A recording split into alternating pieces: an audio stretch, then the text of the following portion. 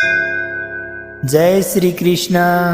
दोस्तों, आज ये जो कहानी मैं आपको सुनाने वाला हूँ, इस कहानी को ध्यान पूर्वक सुनिएगा, क्योंकि ये कहानी आपके जीवन से जुड़ी हुई है तथा जीवन भर आपके काम आएगी। एक बार की बात है, एक बार महात्मा बुद्ध नगरवासियों को उपदेश दे रहे थे। महात्मा बुद्ध कह रहे थे कि संसार के इस माया जाल में मत फंसो, संसार से ऊपर उठो। संसार से ऊपर उठकर ही आप इस संसार को जीत सकते हो।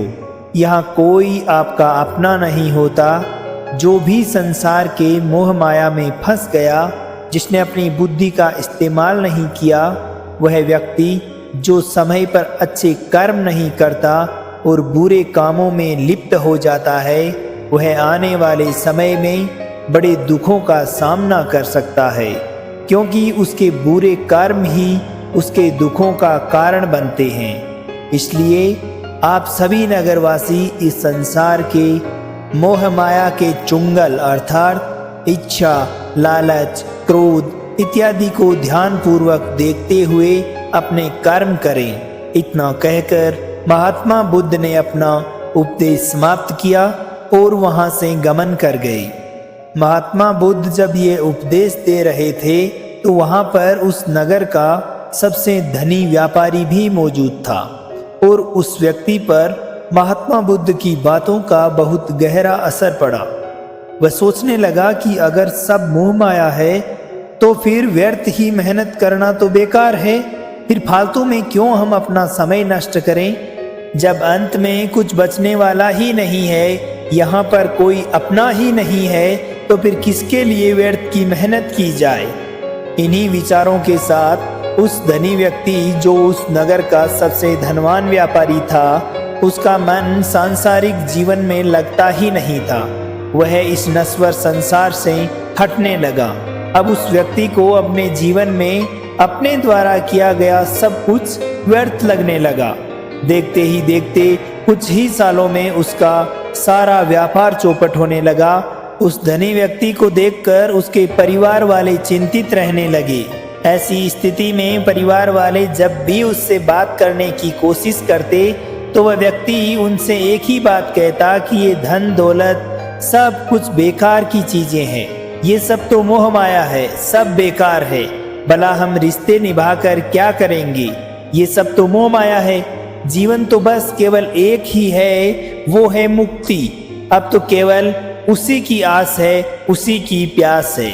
मैं इतना समझ चुका हूँ कि अब से जो भी होगा वह सब अच्छा ही होगा।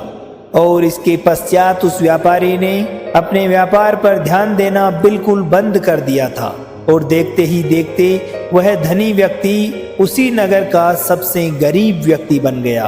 अब वह पूरी तरह से निर्धन हो चुका था, उसका सब कुछ बर्बाद हो चुका था। एक दिन उसके घर में जब खाने के लिए कुछ नहीं बचा, तब उसको विचार आया और उसने अपने आप से प्रश्न किया कि हे परमात्मा, मैंने ये क्या कर लिया अपने जीवन में। सब कुछ तो अच्छा चल रहा था मेरे जीवन में, लेकिन मैंने अपने ही हाथों सब कुछ बर्बाद कर दिया। आज मेरे परिवार का हर एक सदस्य भूखा है, उनके पास खाने के लिए अनाज तक नहीं, और मेरे परिवार के लिए मैं कुछ कर भी नहीं पा रहा हूँ। बस इसी प्रकार की बातें वह व्यापारी सोच ही रहा था। तभी उसको याद आया कि उसने महात्मा बुद्ध की बातों में आकर अपने जीवन को बर्बाद कर लिया है। ना तो उसे मुक्ति मिली और ना ही सुकून। भोजन के लिए भी मुझे आज हर रोज मरना पड़ रहा है, हर रोज मुझे कड़ी मेहनत करनी पड़ती है, तब जाकर मैं 2 वक्त की रोटी कमा पाता हूँ। इन सब की वजह है वो महात्मा बुद्ध ही है। अपने परिवार की हुई इस दुर्दशा को देखकर उसे रोना आ गया। वह बहुत चिंतित रहने लगा। तब उसके मन में एक ही ख्याल आया कि अब मुझे किसी न किसी से मदद मांगनी चाहिए, लेकिन आखिर अब उसका साथ देगा कौन। तभी उसे पुनः स्मरण हुआ कि उसको एक बार महात्मा बुद्ध के पास ही जाना चाहिए, क्योंकि महात्मा बुद्ध के कारण ही आज उसके जीवन की यह दुर्दशा हुई है। वह अपने इस प्रकार के हालात का पूरा जिम्मेदार महात्मा बुद्ध को मानता है।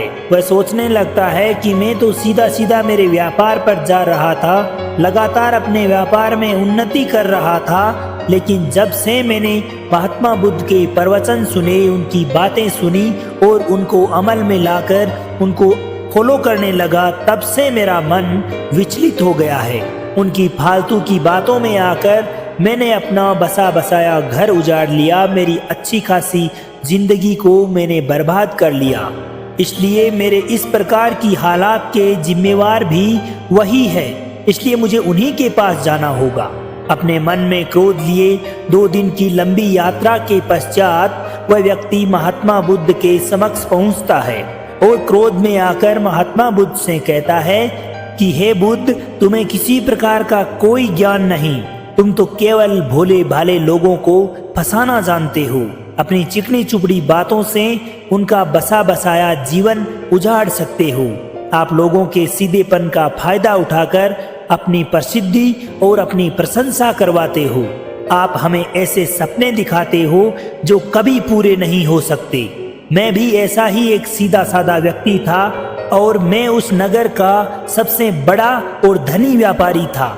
आपसे मिलने से पहले मेरे जीवन में सब कुछ ठीक ठाक चल रहा था। मेरे पास धन धान्य की कोई कमी नहीं थी।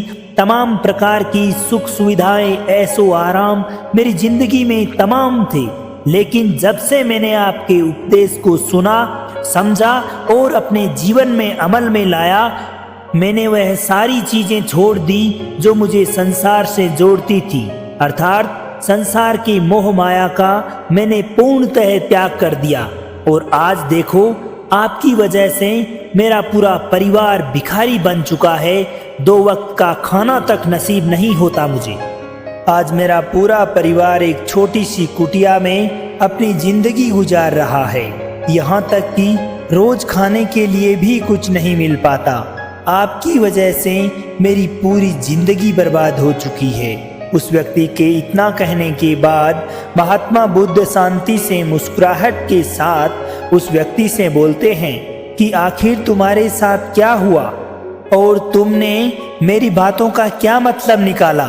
इस पर वह व्यक्ति महात्मा बुद्ध को सारी कहानी बता देता है। आप कहते हैं कि धन दौलत की इच्छा करना यह काम मोह माया से भरा है। आप सांसारिक जीवन को बुरा बताते हैं और खुद इस संसार में आकर भिक्षा मांगते हैं। आप आध्यात्मिक जीवन को अच्छा बताते हैं, किंतु मेरा एक प्रश्न है आपसे, इस आध्यात्मिक जीवन से हमें क्या मिलता है? इससे हमें क्या लाभ है? आपने कहा था कि आध्यात्मिक जीवन से हमें सुख समृद्धि प्राप्त होती है, लेकिन मैंने तो जब से आध्यात्मिक जीवन जीना शुरू किया है तब से मेरे जीवन का संपूर्ण सुख चैन ही खो दिया।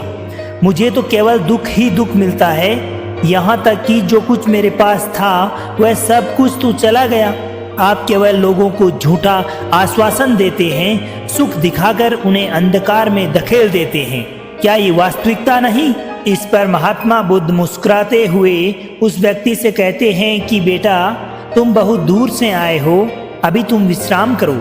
रात को आकर मैं तुम्हें सारे तुम्हारे प्रश्नों का उत्तर दे दूंगा। पहले तो उस व्यक्ति ने महात्मा बुद्ध को इनकार कर दिया, लेकिन बुद्ध के आग्रह करने पर वह व्यक्ति बुद्ध की बात से सहमत हो जाता है और आश्रम में जाकर विश्राम करने लगता है।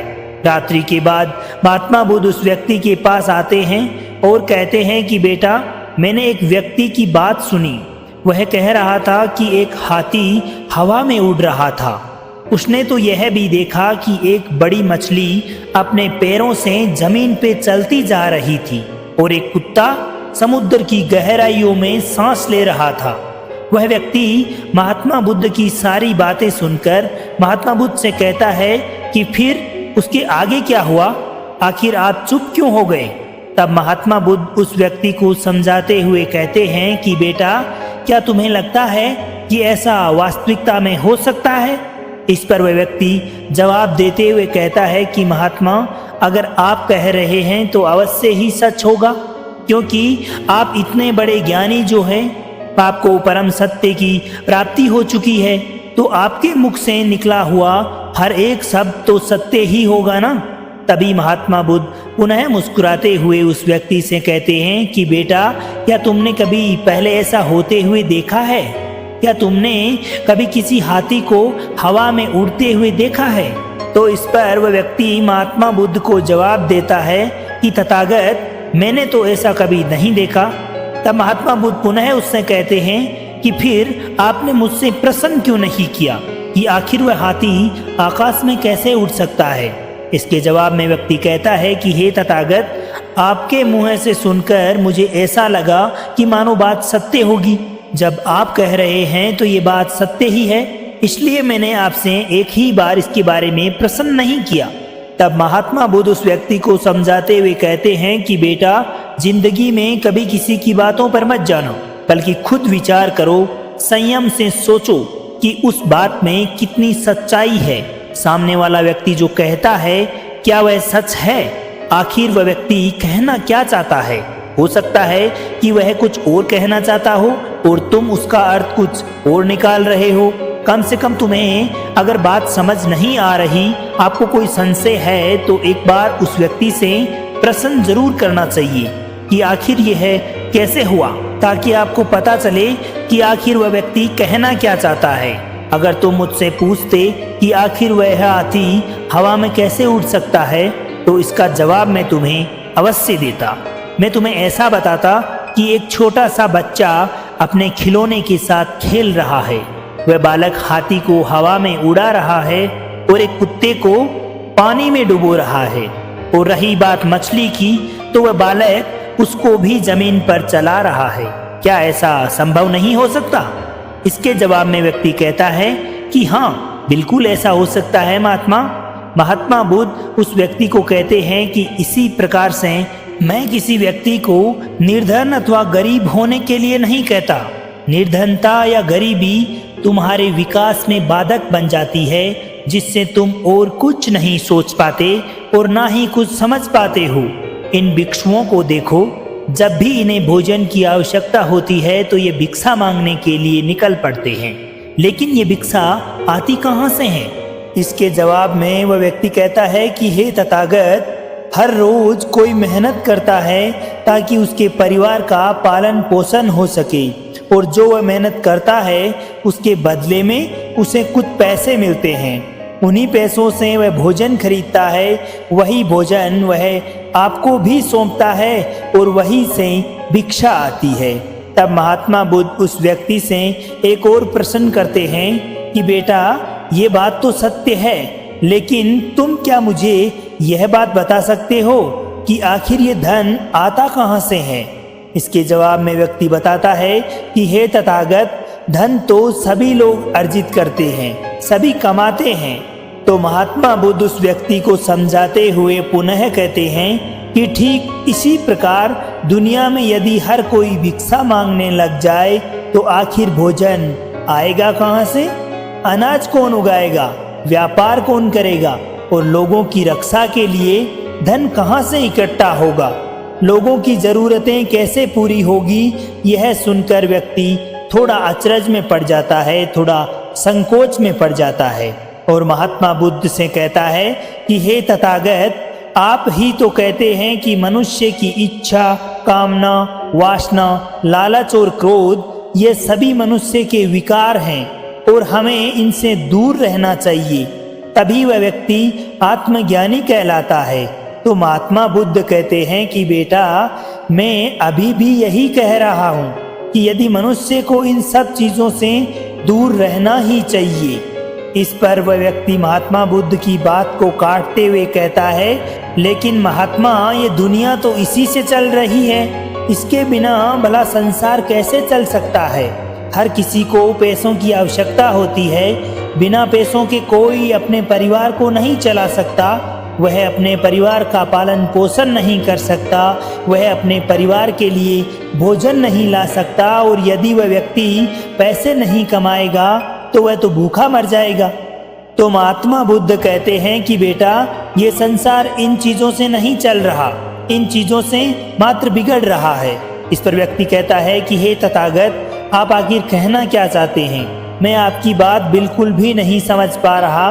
संसार में इच्छा, कामना और क्रोध ही तो है। जब हम इनका त्याग कर देते हैं तब हम आध्यात्मिकता के मार्ग की ओर अग्रसर हो जाते हैं, अर्थात मुक्ति की मार्ग की ओर बढ़ते हैं, यानी हम सन्यासी के मार्ग पर चलने लगते हैं। इस पर महात्मा बुद्ध जवाब देते हुए कहते हैं कि बेटा, तुमने जो कुछ भी कहा वह भी एक बहुत बड़ा सत्य है। इच्छा, कामना, वासना और क्रोध ऐसे ही पूरी भावनाओं को छोड़ देने से हम इस संसार को छोड़कर सन्यासी हो जाते हैं और इन्हीं सभी चीजों को छोड़कर भी हम संसार में जी सकते हैं, धन कमा सकते हैं, मान, पद, प्रतिष्ठा और सम्मान कमा सकते हैं, क्योंकि हम सब अपना कर्म ही तो कर रहे हैं। एक किसान खेती करता है पर वह अपनी खेती बिना बुरी भावना के भी कर सकता है। एक व्यापारी जब व्यापार करता है तो वह भी व्यापार में चीज़ों को यहाँ से वहाँ तक पहुँचाता है और वह व्यापारी इस कार्य को बिना किसी बुरी भावना के भी कर सकता है। ठीक उसी प्रकार एक राजा भी अपनी प्रजा की रक्षा करता है और वह भी इस कार्य को बिना बुरी भावना के कर सकता है। पर भिक्षु इन सभी लोगों को सही प्रकार और सही कार्य करने के लिए सदैव मार्गदर्शन करता है, जो कि उस भिक्षु का कर्म है, जो उसका कार्य है। तथा जो व्यक्ति जागृत होकर अपने कर्मों का सही पालन करता है, वास्तविकता में वही सन्यासी कहलाता है, वही भिक्षुक है। क्योंकि हम जो भी कार्य करते हैं वह हमारा इस संसार में रहने के लिए, जीवित रहने के लिए, जीने के लिए केवल एक माध्यम मात्र है। उसे छोड़कर हम कुछ भी नहीं पा सकते और हमारे सभी कर्म करते हुए हमारा मुख्य उद्देश्य जागृत होना है, खुद को पहचानना है, अपने आप की पहचान करना है। एक बार यदि हमारे भीतर ज्ञान का उदय हो गया तो हम चाहे जो भी करें वह फिर संसारी हो या सन्यासी, सब एक ही होते हैं। इस पर वह व्यक्ति महात्मा बुद्ध से कहता है कि हे महात्मा, किंतु मैंने तो देखा है कि आप अपने संग में उन लोगों को भी शामिल कर लेते हैं जो लोग अपने परिवार को छोड़कर आए, अपने माता पिता, अपने बीवी बच्चों को छोड़कर आए। क्या आप उनसे कभी यह नहीं कहते कि जाकर अपनी जिम्मेदारियां पूरी करो, धन कमाओ और वहीं पर रहकर तुम आत्मज्ञान प्राप्त करो? उस व्यक्ति के प्रश्न का जवाब देते हुए महात्मा बुद्ध कहते हैं कि क्या तुम हाथी को हवा में उड़ा सकते हो? इसके जवाब में व्यक्ति कहता है कि नहीं, मैं नहीं उड़ा सकता। तो महात्मा बुद्ध पुनः कहते हैं कि जिस प्रकार एक बच्चा ही हाथी को हवा में उड़ा सकता है, ठीक उसी प्रकार जिस व्यक्ति को जो बनना है वह तो बनकर ही रहेगा। जैसे किसी व्यक्ति को व्यापारी बनना है तो वह व्यापारी बनेगा, ठीक उसी प्रकार यदि किसी व्यक्ति को आत्मज्ञान की प्राप्ति करनी है तो उसे इस सांसारिक जीवन को तो त्यागना ही होगा।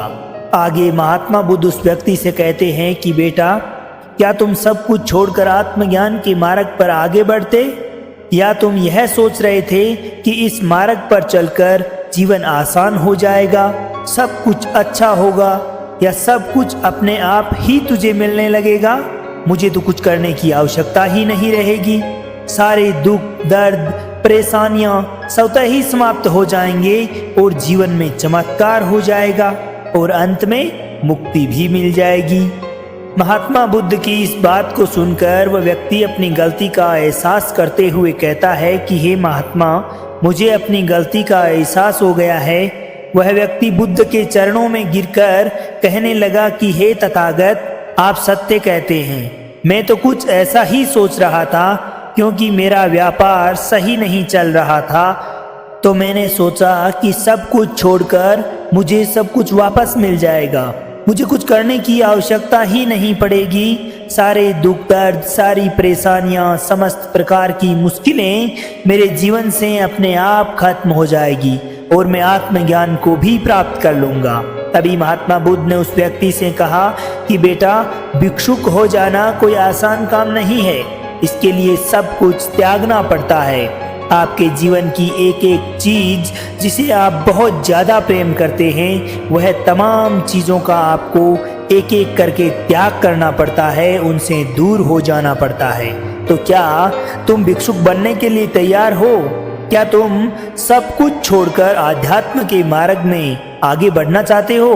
इसके जवाब में व्यक्ति कहता है कि हे तथागत, मुझे मेरी गलती का एहसास हो चुका है, मुझे भिक्षुक नहीं बनना, मैं तो व्यापारी ही ठीक हूँ। मैं तो अपने सांसारिक जीवन में ही खुश था, परंतु अभी मेरे मन में एक प्रश्न और बाकी है। अगर आपकी इच्छा हो तो मैं मेरा प्रश्न पूछना चाहूँगा। तब महात्मा बुद्ध उसे आज्ञा देते हैं। तो व्यक्ति कहता है कि हे तथागत, आप ही तो कहते हैं कि धन नहीं कमाना चाहिए, क्योंकि पद, प्रतिष्ठा, अहंकार हमें दुख की ओर ले जाता है, और इस संसार में यही तो है। और क्या है? यदि हमें सांसारिक जीवन जीना है तो हमें ये सब कुछ तो करना ही होगा। तो महात्मा बुद्ध मुस्कुराते हुए उस व्यक्ति से कहते हैं कि क्या तुम्हें भूख लगी है? तो इस पर व्यक्ति कहता है कि हाँ तथागत, मुझे बहुत भूख लगी है। तभी महात्मा बुद्ध उस व्यक्ति को भोजन कराते हैं। भरपेट भोजन खिलाने के बाद महात्मा बुद्ध उस व्यक्ति से कहते हैं कि लो और खा लो, यह सब तुम्हारे लिए ही है। इस पर व्यक्ति कहता है कि हे तथागत, मैं पहले ही बहुत कुछ खा चुका हूँ, अब मुझे और भूख नहीं है, मुझसे अब और नहीं खाया जाएगा, मेरे पेट में जरा सी भी जगह नहीं है, और अगर मैंने अब इससे अधिक और खाया तो मेरा पेट दर्द करने लग जाएगा और फिर मुझे तरह तरह की परेशानियां होने लगेगी। तब महात्मा बुद्ध उस व्यक्ति से कहते हैं कि बेटा, मैं भी तो तुम्हें यही समझाने का प्रयास कर रहा हूँ कि जितनी जरूरत है उतना ही खाओ, क्योंकि अति सर्वत्र वर्जते।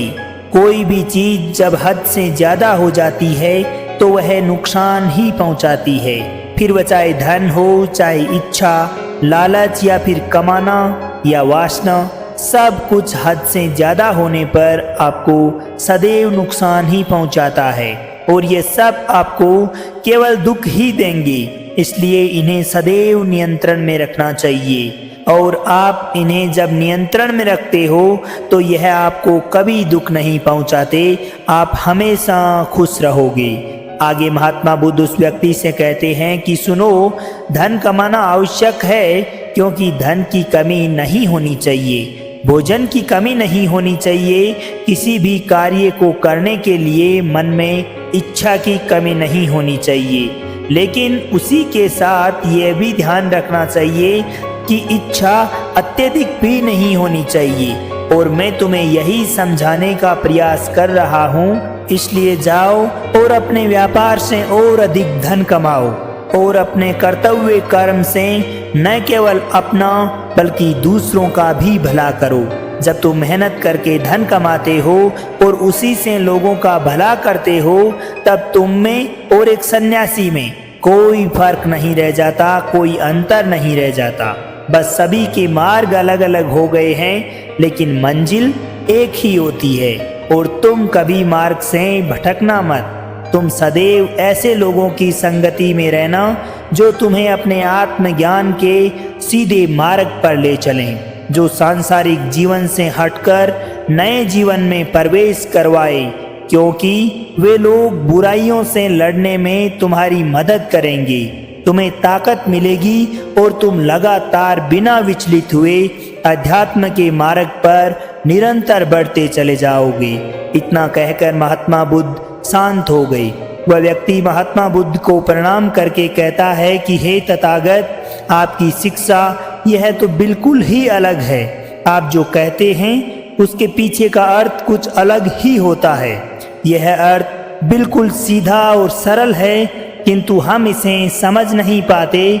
आपके पास चमत्कार का आश्वासन नहीं है, पर आपके पास वह मार्ग है जिस पर चलकर मैं अवश्य ही आध्यात्मिकता के ज्ञान को प्राप्त कर सकता हूँ, जिससे मेरा और इस संपूर्ण प्राणी जगत का कल्याण होगा। हे तथागत, ये मेरी ही गलती थी जो मैंने आपकी बातों का गलत मतलब निकाला, और एक व्यापारी होकर भी मैंने अपने कर्म को छोड़कर यह सोचने लगा कि अब सब कुछ अपने आप ही अच्छा हो जाएगा। लेकिन ये सत्य है कि अपने आप कुछ नहीं होता। जब हम कोई न कोई काम करेंगे, हाथ पैर चलाएंगे, मेहनत करेंगे, तभी हमें फल की प्राप्ति होगी। जब हम हाथ पैर मारना छोड़ देते हैं तो नदी का भाव भी हमें अपने साथ बहा कर ले जाता है, और यही मेरे साथ भी हुआ। इसलिए हे तथागत, मैं आपको वचन देता हूँ कि आज से मैं अपना काम, अपना कार्य पूरी ईमानदारी और लगन और मेहनत के साथ करूँगा। आपके द्वारा सुझाए गए मार्ग पर मैं पूरी ईमानदारी और निष्ठा के साथ चलूँगा। मैं आपको वचन देता हूँ कि मैं एक अच्छा व्यापारी और एक अच्छा इंसान बनकर रहूँगा। मैं आत्मज्ञान के मार्ग पर अपने कर्म को करते हुए सदैव आगे बढ़ता रहूँगा। इतना कहकर वे व्यक्ति महात्मा बुद्ध को प्रणाम करता है और वहाँ से लौट जाता है। तो दोस्तों, आपको ये कहानी अगर अच्छी लगी हो तो वीडियो को लाइक शेयर सब्सक्राइब जरूर करें, और ऐसी ही ज्ञानवर्धक कहानियों के लिए हमारे चैनल